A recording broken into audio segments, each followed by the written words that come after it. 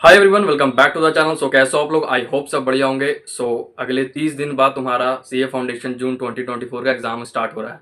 अभी तो बस सिर्फ 30 दिन बचे हैं। तो इस दिनों में लॉ में ऐसा क्या करो ताकि तुम अच्छा स्कोर कर सको।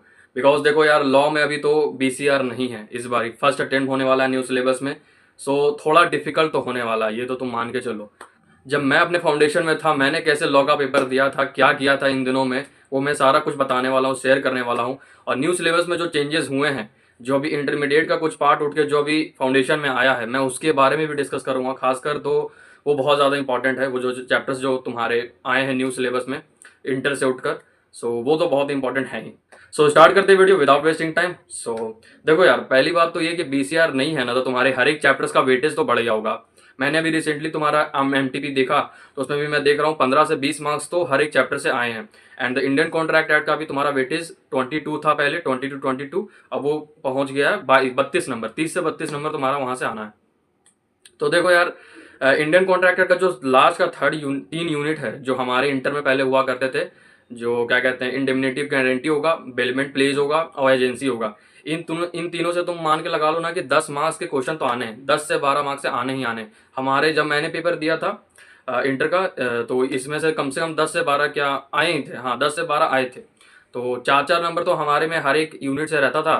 तुम्हारे में मे बी 5 का है, किसी में 6 का है, लेकिन कम से कम तो तीनों को मिलाकर 10 से 12 मार्क्स का रहेगा। तो इसे तो जरूर करके जाना भाई, इसे बहुत जरूरी करना है, क्योंकि न्यू सिलेबस है तो न्यू चैप्टर से तो पूछेगी ही पूछेगी आईसीएस। अब आता है दूसरा, मेरे हिसाब से तुम्हें कंपनीज एक्ट को बहुत ध्यान से कर लेना है अभी, क्योंकि कंपनीज एक्ट देखो एज कंपेयर बाकी जितने भी एक्ट है तुम्हारे, वो बहुत छोटे हैं और वेटेज बहुत ज़्यादा रखता है। अभी कम से कम मैंने एमटीपी में देखा तुम्हारा 20 मार्क्स का आया हुआ है। तो कंपनी सेट छोटा भी है और 20 मार्क्स का वेटेज रख रहा है, तो तुम्हें कम से कम उसमें 15 स्कोर करना होगा एग्जाम में। तो उसे अभी बढ़िया से रिवाइज करो। अभी मेरे हिसाब से चलो तुम लोगों ने पूरा सिलेबस तो कर रखा होगा, अगर नहीं छूटा हुआ है तो भाई छोड़ दो यार, अब खत्म है भाई, अब नहीं करो सिलेबस वगैरह। अगर देखो फिर भी तुम्हें लगता है कि तुम्हारा बाकी सारा रिवीजन हो रखा है, सब कुछ बढ़िया से है, और फिर भी तुम्हें लगता है कि चलो एक आध चैप्टर कर लेते हैं, जैसे कि छोटा मोटा एलएलपी जैसे कि नहीं किया होगा जिन्होंने, तो वो कर लो यार। एलएलपी 5 नंबर का मस्ट है आना, 5 से 6 मार्क्स का आएगा ही आएगा। ठीक है, वो उसको मत छोड़ो तुम, अगर अभी तक नहीं किए हो और बाकी सारा तुम्हारा सब कुछ सही कंप्लीट है, तुम 4-5 दिन में एलएलपी को निपटा सकते हो बढ़िया से। ठीक है, एलएलपी भले कर सकते हो। बाकी अगर कोई बड़े चैप्टर्स बचे, जैसे इंडियन कॉन्ट्रैक्टर बहुत लोग छोड़ के जाते हैं, तो वो बिल्कुल नहीं करना भाई, अब आप बंद कर दो। अब तुम्हें सिर्फ और सिर्फ रिवीजन करना है। रिवीजन में मैंने तुम्हें बता दिया पहले, अभी और बताता हूँ। पहले तुम्हें करना है इंडियन कॉन्ट्रैक्टर का लास्ट का थर्ड 3 यूनिट, मैंने नाम बता दिया, इंडेमनिटी गारंटी, बेलमेंट प्लेज और एजेंसी, ये तीनों से आने ही आने हैं क्वेश्चन। और कंपनी एक्ट छोटा है लेकिन वेटेज बहुत ज़्यादा रख रहा है, तो उससे कम 15 से 20 मार्क्स का आएगा ही आएगा। तो उसे बहुत अच्छे से करो। फिर तीसरा में मेरे हिसाब से करो तुम पार्टनरशिप। पार्टनरशिप बहुत ईजी है, देखो मुझे तो ईजी लगा और आई थिंक सबको ईजी लगा ही होगा, क्योंकि पार्टनरशिप में कुछ ऐसा कुछ टेक्निकल है नहीं। तो पार्टनरशिप भी बहुत ईजी है, तुम खुद से भी आंसर बना के एग्जाम में लिख सकते हो। तो पार्टनरशिप भी ईजी है, उसमें से भी कम से कम 15 से 20 मार्क्स का क्वेश्चन आने वाला है। तो वो भी बहुत अच्छे से पहले प्रिपेयर कर लो। ठीक है, उसे अच्छे से रिवाइज करो और प्रैक्टिस करो उसकी। फिर आता है सोगा। सोगा भी इजी लगा था मेरे टाइम पे, लेकिन थोड़ा वो कंपेयर देखा जाए तो बाकी सारे एक्ट से थोड़ा सा बड़ा है, मतलब पार्टनरशिप से भी थोड़ा सा बड़ा है, 4 यूनिट है उसकी। तो वो भी करो, मतलब देखो कंप्लीट किया तो करना ही करना है। और नेगोशिएबल, अब आते हैं नेगोशिएबल। नेगोशिएबल तो तुम्हें करना ही करना है, क्योंकि भाई देखो न्यू चैप्टर है तुम्हारे फाउंडेशन सिलेबस में, तो वो तो करना ही करना है। हमारे टाइम पे भी 14 मार्क्स से क्वेश्चन आ जाते थे, तुम्हारे पे भी आई थिंक अभी मैंने एमटीपी भी देखा तो उसमें भी 14 मार्क्स के थे उसमें, हाँ 14 मार्क्स के थे। तो वो जरूर आएगा, आएगा ही आएगा। न्यू चैप्टर से तो आना ही आना है, तुम्हें तो ये तो पता ही है। तो वो बहुत ज़रूरी है करना भाई। नेगोशिएबल को बहुत अच्छे से रिवाइज करो। उसमें भी मुझे तो देखो डिफिकल्टी हुई थी जब मैं पढ़ रहा था उसे। मुझे कुछ कुछ चीज़ें उसमें समझ में नहीं आई, तुम्हें मे भी समझ में आए। आई थिंक सिलेबस भी कम है, मतलब हमारे में जितना नेगोशिएबल था ना, तुम्हारे में उतना नहीं है, थोड़ा कम ही होगा, थोड़ा कम ही है, मैंने देखा था। तो वो करो पहले, वो भी करो फिर। ठीक है, ये सब करने के बाद नेगोशिएबल पे आ जाओ। इसके बाद तो फिर सारे खत्म हो ही जाते हैं। इंडियन कॉन्ट्रैक्टर का मैं जहाँ तक बताऊँ ना, 32 नंबर का वेटेज रख रहा है। लास्ट के 3 यूनिट से तो आएगा ही आएगा। अब बाकी के जो 6 यूनिट बचे ना, अगर तुमने कर रखा है तो ठीक है। मैंने अपने टाइम पे नहीं किया था। ठीक है, मैंने अपने टाइम पे मैं ऐसा प्लान किया था कि मैं इंडियन कॉन्ट्रैक्टर को मैंने पूरा छोड़ दिया, एलएलपी को भी पूरा छोड़ दिया। बाकी 3 चैप्टर से ही मैंने बनाए थे, और 3 चैप्टर से बनते थे 45 मार्क्स के क्वेश्चन, मैंने 40-42 बना दिया था। तो ये देखो, ये प्लानिंग भी ठीक ठाक थी मेरी, मतलब उस समय। लेकिन मैं तुम्हें ये सजेस्ट नहीं करूंगा, क्योंकि यार हमारे टाइम पे तो बीसीआर भी बचाने के लिए था, तुम्हारे टाइम पे तो बीसीआर भी नहीं है। तो चैप्टर्स तो सारे करके जाने ही जाने हैं। इंडियन कॉन्ट्रैक्टर का अगर फर्स्ट में 6 यूनिट में से तुम कुछ भी करे हो, 10 मार्क्स का तुम आराम से बना दोगे, बहुत ईजी आते हैं यार। और स्टार्टिंग का जो 3-4 यूनिट है ना, उससे क्वेश्चन बहुत ईजी आते हैं। मतलब तुम खुद से बना के लिख सकते हो, बिल्कुल लिख सकते हो। पेपर में मैंने पता है पेपर के टाइम पे अपना फाउंडेशन के टाइम ये मन बना के गया था कि इंडियन कॉन्ट्रैक्ट से बनाऊंगा ही नहीं, जबकि क्वेश्चन आए थे बहुत ईजी आए थे, मैंने पढ़ा हुआ था बट रिवाइज नहीं करा था, ये बात हुई। हाँ ये हुआ था मेरे साथ। तो छोड़ो यार, अब तुम्हारा तो वही है, फोकस करना है सारे चैप्टर्स पे। खासकर तुम्हें कंपनीज एक्ट, पार्टनरशिप, अगर तुम देखो सारे चैप्टर में से 50-50% भी बना देते हो ना एग्जाम में, फिर भी तुम अच्छा स्कोर कर जाओगे। मेरे हिसाब से तुम्हें पूरे 100 का पेपर अटेम्प्ट करके आना है। लॉ का है, बीसीआर नहीं है, तो तुम्हारा मे भी टाइम ज़्यादा लगे, तो अभी से प्रैक्टिस करना बहुत ज़रूरी है।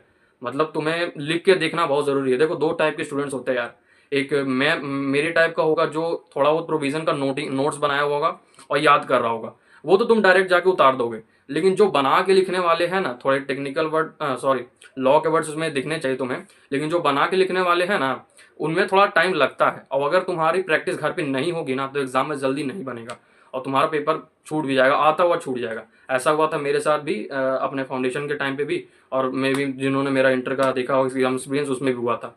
तो देखो अगर तुम बना के लिखने वाले हो, जिसमें से तुम्हारा लॉ का वर्ड्स होना चाहिए, ये याद रखना। मतलब ऐसा नहीं पूरा अंग्रेजी, जब अपन स्कूल में होते थे तो कैसे क्वेश्चन आंसर बनाते थे, वैसा नहीं। लॉ की लैंग्वेज लगनी चाहिए, तो मैं लॉ के वर्ड्स वहाँ पे कीवर्ड्स लिखने पड़ेंगे। तो ये तो ठीक है, लेकिन बनाने में भी टाइम लगता है यार, थोड़ा सोचने में भी लगता है। लेकिन ये वहाँ पे ज़्यादा तुम नहीं सोच सकते, वहाँ पे तुम्हें तुरंत बनाना है, बहुत जल्दी जल्दी बनाना होगा। तो तुम्हारे घर पे प्रैक्टिस होने बहुत ज़रूरी है। देखो अभी भी प्रैक्टिस नहीं कर रहे थे, कोई बात नहीं, लेकिन आज से कॉपी कलम उठाओ। एक क्वेश्चन भी तुम डेली लिखोगे ना, एक क्वेश्चन, एक मात्र क्वेश्चन भी तुम्हारा पता है बहुत हेल्प करेगा। मतलब तुम्हें पता चलेगा कि हाँ एग्जाम में जो मैंने किया वो बहुत इफेक्टिवली काम करेगा। ठीक है, तो एक क्वेश्चन भी अगर तुम अभी कर रहे हो ना, वो भी बहुत बड़ी बात है। एक क्वेश्चन मस्ट है, अभी करो, उठाओ कलम। थोड़ा लगता है नहीं करने का मन करता है, लेकिन करो यार, अगर नहीं करोगे ना तो फिर दिक्कत हो जाएगी एग्जाम में, मैं सच बता रहा हूँ। तुम अगर कंपनीज एक्ट, पार्टनरशिप, मैं मैं चलो फिर से बता देता हूँ, तुम कंपनीज एक्ट, पार्टनरशिप और इंडियन कॉन्ट्रैक्टर का लास्ट का 3 यूनिट और नेगोशिएबल और एलएलपी, इतना भी कर लेते हो ना, फिर भी इसमें से तुम्हारे 50 से 60 नंबर आराम से आ जाएंगे। ठीक है, और पेपर को अटेम्प्ट करना है 100 मार्क्स का, इससे नीचे मत करना मेरे भाई, नहीं तो फिर मतलब सॉरी, ऐसा नहीं है कि 100 करना ही करना है, मतलब 100 ट्राई करना, ट्राई यही करो। क्योंकि देखो लॉ में बहुत लोग फेल होते हैं यार, लॉ में बहुत लोग होते हैं, मतलब मैंने जहाँ तक देखा है ना, अपने टाइम पे भी था, तो बहुत लोग होते हैं लॉ में ही लगते हैं। तो अटेम्प्ट इसलिए जानते हो, जिसमें डर है ना फेल होने का, उसमें पूरा अटेम्प्ट करो। अटेम्प्ट का पूरा करोगे ना, तब जाके तुम्हारा 40 पे तो गाड़ी रुकेगी ही यार। इतना तो नहीं हो कि 40 पे गाड़ी नहीं रुकेगी। मैंने तो फिर भी, जिन्होंने मेरा देखा होगा रिजल्ट, तो मेरा तो 63 अटेम्प्ट था, उसमें से मेरे आ गए थे 50। मतलब मेरा सिर्फ 13 मार्क्स का कटा और बाकी 50 नंबर मेरे आ गए थे, जो कि मुझे उम्मीद भी नहीं थी। लेकिन मेरा वही था कि मैं थोड़े बहुत प्रोविजन याद करके गया था, तो मैंने याद करा हुआ लिखा, तो मैंने समझ लो, तो फिर तो उसको फुल मार्क्स तो मिलने ही थे मेरे, इसलिए मेरा उतना स्कोर रहा। तुम में से बहुत लोग होंगे जो याद नहीं कर रहे होंगे, मतलब खुद से बना के लिखने वाले होंगे, तो कोई दिक्कत नहीं है। ऐसा नहीं है कि बना के लिखने पर मार्क्स नहीं मिलते, बस वही कीवर्ड थोड़े तुम्हारे वहाँ पे होने चाहिए। ये लास्ट 30 डेज है यार, इसमें से अब लॉ पे पूरा ध्यान दो। बाकी अकाउंट का भी मैं वीडियो डालता हूँ, मैथ का भी डालता हूँ, quantity aptitude sorry, and business economics का भी डालता हूँ। ठीक है, take care, bye bye, and ऐसे ही पढ़ते रहो यार, इस बार ही निकाल दो, क्योंकि मेरे भी दोस्तों के बहुत अटेम्प्ट लग चुके हैं, तो ये लास्ट आई थिंक उनका अटेम्प्ट होने वाला है, तो इस बार ही निकल तो जाना चाहिए। और एक और चीज़, हाँ बहुत इंपॉर्टेंट चीज़ एक और मैं बताने वाला हूँ, क्वेश्चन इजी रहने वाले हैं। जैसे देखो हमारे इंटर का तो लॉ का पेपर उतना इजी ही था। मतलब देखो हर एक चैप्टर के स्टार्टिंग के जो सेक्शंस होते हैं ना, जो छोटे मोटे सेक्शन होते हैं, जिन पे जो लोग ज़्यादा ध्यान नहीं देते, करते क्या है स्टूडेंट्स पता है ना तुम्हें, कि भाई साहब तुम लोग भी यही कर रहे होगे, कि भाई साहब चैप्टर्स के बड़े बड़े सेक्शन और हैवी हैवी जो सेक्शन होते हैं ना, वो अच्छे से पढ़ते हैं, और बाकी जो छोटे मोटे होते हैं उनको इग्नोर करते हैं, या फिर बस एक बार रीडिंग कर लेते हैं। नहीं, इस बार ही देखो क्या है ना, इंस्टीट्यूट का पहला अटेम्प्ट होने वाला है न्यू सिलेबस में। ठीक है, नया होने वाला है ना, तो हमारे टाइम पे तो भाई सब टैक्स के भी बहुत ईजी थे, मतलब इंटर का तो टैक्स का भी था, जो मई का हमारा मैंने देख के आया पेपर, तो लॉ का भी लगभग इजी ही था, तो तुम्हारा भी मे भी इजी हो। देखो कुछ कह नहीं सकते यार,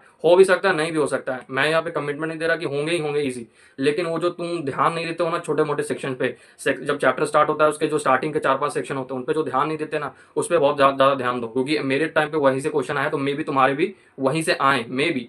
लेकिन इसलिए यार इस बार यह है कि तुम्हारा हर एक चीज़ पे ध्यान होना चाहिए। ऐसा नहीं कि जिस पे इंस्टीट्यूट क्वेश्चन पूछती आ रही है पहले से, सिर्फ उसी पे फोकस कर रहे हो, नहीं, स्टार्टिंग के भी सेक्शन से होने चाहिए। तुम 2018-19 को उठा के देखो ना यार, 2018-19 के फाउंडेशन का पेपर बोल रहा हूँ, उठा के देखो तुम, उसमें भी देखना तुम स्टार्टिंग के ही कुछ सेक्शन से क्वेश्चन आए हुए हैं, तो मे भी इस बार भी वहीं से आए, तो उस पर बहुत ज़्यादा ध्यान देना है, ऐसा नहीं कि इग्नोर करके जाना है। ठीक है, टेक केयर, बाय बाय, मिलते हैं नेक्स्ट वीडियो।